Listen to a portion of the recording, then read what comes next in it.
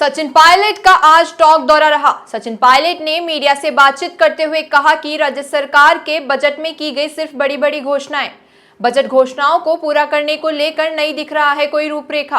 केंद्र और राज्य दोनों सरकारों के बजट आ गए हैं, लेकिन इन बजट में महंगाई को कम करने के कोई उपाय ढूंढने की कोशिश भी नहीं की गई।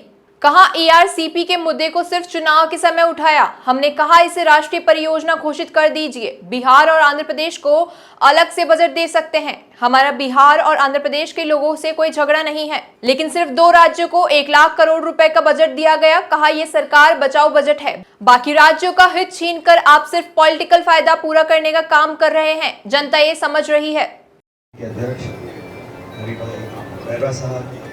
प्रदेश कांग्रेस कमेटी के उपाध्यक्ष, पूर्व जिला प्रमुख रामविलास जी, प्रधान प्रति जी, ब्लॉक अध्यक्ष महोदया, सभी हमारे जनप्रतिनिधिगण, साथियों, मैं आप सबको मुबारकबाद देता हूं कि एक अच्छा काम आप सबके सुझाव और सहयोग से हम लोग यहाँ कर सके। और जैसा आपको बताया गया कि यहाँ पर अनेकों पंचायतों के काश्तकार आते हैं और यहाँ मौसम में, गर्मी में, ठंड में एक ठहरने बैठने का ठिकाना होना चाहिए। लेकिन अभी जिसका हमने उद्घाटन किया भवन का, उसमें कुछ कमी मुझे लग रही है कि ना तो वहाँ बैठने की भी जगह बनी है प्रधान जी, और वहाँ पर कुछ बंद करके उसमें कूलर पंखा लग जाए तो जो किसान वगैरह आएंगे उनको राहत मिले, क्योंकि धूप से बच जाएंगे। लेकिन फिर भी वहाँ अभी बैठने का, ठहरने का थोड़ा अच्छा इंतजाम हम करेंगे। आप मुझे बताइए जो उसमें कमी है उसको हम पूरा करा देंगे। और साथियों, अभी रामविलास जी बोल रहे थे कि सरकार बदली या पता नहीं है, लेकिन रामविलास जी पूरे प्रदेश में जो आज हालात बन गए हैं, मैं सैकड़ों लोगों से मिला भी सुबह से, और 2 चीज गर्मी के समय हर व्यक्ति को चाहिए, चाहे वो गांव में हो, शहर में हो, किसान हो, मध्यम वर्ग हो, नौजवान हो, हर व्यक्ति को, कि हमें समय पर बिजली मिल जाए और समय पर पानी मिल जाए।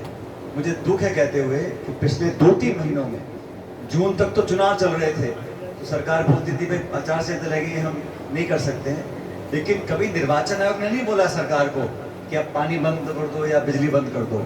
जो प्रबंधन की कमी है, आज जो हालात है, कितने घंटों यहाँ बिजली कट रही है, शहर के अंदर भी, गाँव के अंदर भी, तो उसका समस्या का समाधान करने की क्षमता सरकार में होनी चाहिए। लेकिन मुझे दुख है कि सरकार का ध्यान इन चीजों में नहीं है। अभी विधानसभा का सत्र चल रहा है, विपक्ष के लोग जो मांग उठाते हैं, छात्रवृत्ति बंद कर दी, जो पैसा मिलता स्कॉलरशिप बच्चों को, वृद्धायु पेंशन अब मेरे कल 5 या 6 महीने बाद लोगों को मिली है, और बिजली पानी के हाल हैं जो पहले कभी प्रदेश में नहीं हुए। और ऐसा नहीं है कि पिछले साल से लेकर इस साल बहुत ज्यादा कहीं बदलाव आया है। हमेशा 1-2 महीने पहले प्रशासन को कहा जाता है कि आप एक कंटिजेंसी प्लानिंग करो, उसमें टैंकरों की व्यवस्था करो, कम सस्ते दरों पर लोगों को सप्लाई हो, कम से कम दिन में 1 बार या 2 बार। और बिजली की जो आज हालत, इतनी गर्मी, उमस है, लोगों को रात को, बच्चों को, बुजुर्गों को, मरीज है, वो गर्भवती है, इन समस्याओं को समझने वाले लोग जयपुर में है नहीं। आज हकीकत तो यह है रामविलास जी।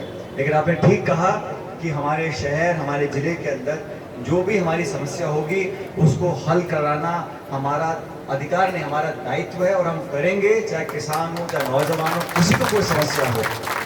अभी हम लोगों ने देखा केंद्र सरकार ने बजट दिया और प्रदेश की सरकार ने बजट दिया, घंटों घंटों का भाषण था, और विभाग के ऊपर चर्चा होती है, कानून व्यवस्था की क्या हालात है, डकैतियां, चोरियां। अभी उदयपुर में एक हमारे दलित भाई को जान से मार डाला। तो ये जो कानून व्यवस्था बिल्कुल लचर हो गई है, इस पर भी सरकार को ध्यान देना पड़ेगा। और हमारे जिले के अंदर मैं जानता हूँ बहुत सारी घटनाएं हो रही हैं, छोटी मोटी कोई लूटपाट की घटना गांव में, शहर में, हर जगह बढ़ गई है, और तस्करी करने वाले लोग, अवैध धंधा करने वाले लोग, उनको पनपने नहीं देना, ये भी प्रशासन, पुलिस की जिम्मेदारी है। तो हम सब लोग जो कार्यकर्ता हैं, जो आमजन हैं, सचेत रहेंगे, पूरी ताकत के साथ समस्या का समाधान करेंगे। और दोनों सरकारें, दिल्ली वाली, जयपुर वाली, भाषण तो वो ऐसा देते हैं, double engine, double engine, double engine.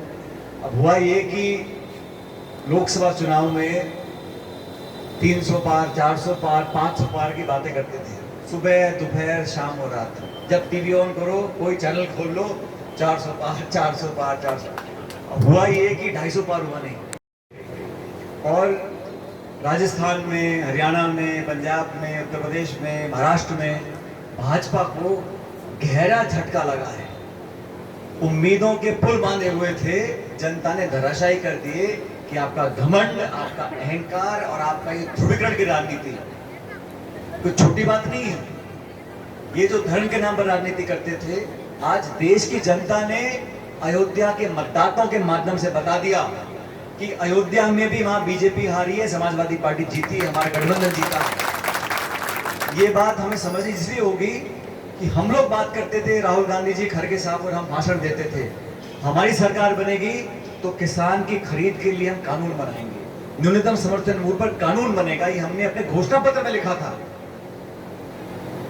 हमने कहा हम बच्चों को नौकरियां देना चाहते हैं। 30 लाख खाली पद पड़े भारत सरकार के, 30 लाख भरने का कोई रोड मैप नहीं, कोई रूपरेखा नहीं। तो ये देश की जनता ने समझाया कि आपने 10 साल शासन किया, ये लंबे लंबे भाषण, इश्तिहार, पोस्टर, बैनर, खूब खर्चा किया, खूब अपनी पीठ थपथपाई। अंत में जो परिणाम आया वो एक खंडित जनादेश था। किसी भी दल को देश की जनता ने बहुमत नहीं दिया। आज जो सरकार बनी है वो 2-3 दलों की बैसाखियों पे खड़ी सरकार बनी है और ये उनको पच नहीं रहा। भाई हारता भी इंसान है पार्टी, उसको कबूल करना चाहिए, उसको एक्सेप्ट कर आगे बढ़ना चाहिए। लेकिन ये तो प्रतिशोध की भावना और पैदा हो रही है और विरोधियों के ऊपर केस हो रहे हैं। कल राहुल गांधी जी के बारे में संसद में जो अपशब्द बोले गए वो शोभा देता है लोकतंत्र के अंदर। मतलब आप किसी की जाति, बिरादरी, सदन के अंदर विपक्ष के नेता प्रतिपक्ष को, जो संवैधानिक पद पर व्यक्ति बैठा है, उस पर ऐसी ओछी टिप्पणी करना चाहते हैं। किस लिए? कि मन में खींच है। अब जनता ने रगड़ दिया, अब वो क्या करें उसके बाद। आज बजट हुआ, अब मैंने कह रहा था पत्रकारों को, मैंने कहा हमारे बिहार के साथियों से, बिहार की जनता से, आंध्र प्रदेश की जनता से कोई दुश्मनी नहीं है, वो भी हमारे देश के नागरिक हैं, उनको उनका अधिकार मिलना चाहिए। लेकिन 2 राज्यों को, बिहार और आंध्र प्रदेश को 1 लाख करोड़ रुपए दे दिया। 1 लाख करोड़ रुपए। ये बिहार का प्रेम एकदम से कैसे पैदा हो गया? आंध्र प्रदेश में जिनको आप पानी पी के गाली देते थे, आज गठबंधन करके उनके बैसाखी पे आप खड़े हो तो खजाना लुटा जा रहे हो। और 2 राज्यों को राजी करना, और वो भी घोषणा करी है, ये दोनों समझ जाएंगे, नायडू और नीतीश कुमार भी, साल 6 महीने पीछे, कि घोषणा है, धरातल पर उतरने वाला कुछ नहीं है। तो झूठी घोषणाएं कर बाकी राज्यों का हक मारकर आप सिर्फ 2 राज्य के नेताओं को राजी कर रहे हो सरकार चलाने के लिए। ये कोई स्वच्छ राजनीति नहीं है। संविधान में सबको अधिकार दिया है और आज देश के लोगों ने माना कि ये लोग कहीं ना कहीं खिलवाड़ करना चाहते थे, संविधान की मूल भावना से खिलवाड़ करना चाहते थे। समूचे देश में संदेश गया। आज 36 कौम के लोगों ने जाके इंडिया अलायंस को समर्थन किया है, चाहे बंगाल है, चाहे बिहार है, महाराष्ट्र है, उत्तर प्रदेश है। तो मैं देश के परिप्रेक्ष्य में आज भाजपा के जो हालात हैं उसको आपको बताना चाहता हूं। और केंद्र की सरकार और राज्य की सरकार डबल इंजन, और जो कोई विधानसभा भाषण पढ़ता है पहले प्रधानमंत्री का गुणगान कर रहा है। अरे भाई गुणगान करो, कुछ लेके तो आओ। राजस्थान को बजट में क्या दिया केंद्र सरकार? ना ARCP की घोषणा पे उन्होंने कहा कि राष्ट्रीय घोषणा है, ना धनावंटन किया, ना कोई बड़ी परियोजना, ना कारखाना, ना रेलवे लाइन, ना हवाई अड्डा। राजस्थान की सरकार भाजपा की है, लेकिन बिहार, आंध्र की तुलना में कुछ यहाँ की सरकार ले नहीं पाई। इस बात का हमको दुख है। जनता तो सब लोगों की है। हम लोग पूरा प्रयास कर रहे हैं कि जवाबदेही तय करें सदन के अंदर, सदन के बाहर। हम लोग धरना भी देंगे 1 तारीख और 2 तारीख को बिजली पानी को लेके सरकार को जगाएंगे। लेकिन प्रबंधन करना, इच्छा शक्ति होना, संकल्पित होकर लोगों की सेवा करना, और कौन सा कोई आसमान मांग रहा है। हम तो कह रहे भाई पानी बिजली दे दो और हमारी बहन बेटे सुरक्षित रहें। इतना करने में क्या जोर पड़ रहा है सरकार को? अब सरकार में दिक्कत यह है कि सत्ता के केंद्र बहुत सारे हो गए, अधिकारी हावी हो गए, लेकिन हम विपक्ष में आज हैं, जिम्मेदारी को समझते हैं।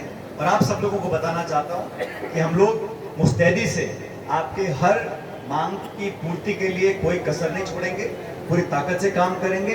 अब ये अच्छा भवन हम लोगों ने बनाया है, भवन बन गया, लेकिन मैं चाहूँगा इसमें और सुविधा हम लोगों को दें, ताकि जो काश्तकार या कोई गरीब व्यक्ति यहाँ पर आए, वो बेचारा दूर से आए, कहीं रोड पे खर्च कर पेट्रोल फूक कर, डीजल फूक कर, तो उसको बैठने के लिए, खाने पीने नहाने के लिए कोई जगह बन जाए। इस प्रकार की व्यवस्था हम लोग कराएंगे।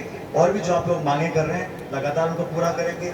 और जो योजना हम शुरू कर गए थे, चाहे वो कॉलेज की हो, फूड पार्क की हो, पुलिया की हो, जो हमारी सरकार के कार्यकाल में जो हमने शुरू करवाई थी, वो सब ठंडे बस्ते में डाल दी। और ठंडे बस्ते में क्यों डाली है? क्यों? देवली का उपचुनाव आने वाला है, यहाँ अच्छा बड़ा काम होगा, उसकी महक दिल्ली तक जाएगी, तो उन्होंने सब ठंडा कर दिया है। लेकिन ऐसे होगा नहीं। जो हम लोग कह के गए हैं, जो काम शुरू करके गए हैं, उसको पूरा कराएंगे। और ये कोई किसी एक दल, किसी एक नेता की उपलब्धिता नहीं है, ये क्षेत्र के लोगों के लिए संसाधन है। 10, 20, 50, 100 करोड़ रुपए खर्च कर हम एक बड़ा पुल बनाते हैं, या अस्पताल बनता है, या कॉलेज बनता है, या फूड पार्क बनता है। उसमें सिर्फ एक दल के नेता या कार्यकर्ता, ऐसा नहीं, सब लोगों का फायदा होता है। तो ये व्यापक सोच करनी चाहिए, रखनी चाहिए सरकार को भी। और हम सब काम आपके करते रहेंगे। आपसे निरंतर मैं मिलता रहता हूँ, आपकी समस्याओं का समाधान हम कराते रहते हैं। और आपसे उम्मीद रखता हूँ कि आप सब लोग भी हिम्मत के साथ जवाबदेही तय करें, सरकार को मजबूर करेंगे, हमारी समस्याओं का समाधान करें, और आप लोगों की हर मांग को लेकर आगे बढ़ते रहेंगे। क्षेत्र के लोगों ने बहुत सम्मान, प्यार, ताकत हमको दे रखी है, कोई कमी नहीं है। और हमारी तरफ से भी जितना आप लोग जैसे जो मांगोगे, सारे काम आपके पूरे होंगे, चाहे गांव हो, चाहे शहर हो। लेकिन आपने जो स्नेह दिया, जो सम्मान दिया, उसके लिए आपका आभारी हूँ। और आने वाले समय में आपका प्यार इसी प्रकार हमें मिलता रहे। बहुत बहुत धन्यवाद। जय हिंद। राम राम साहब।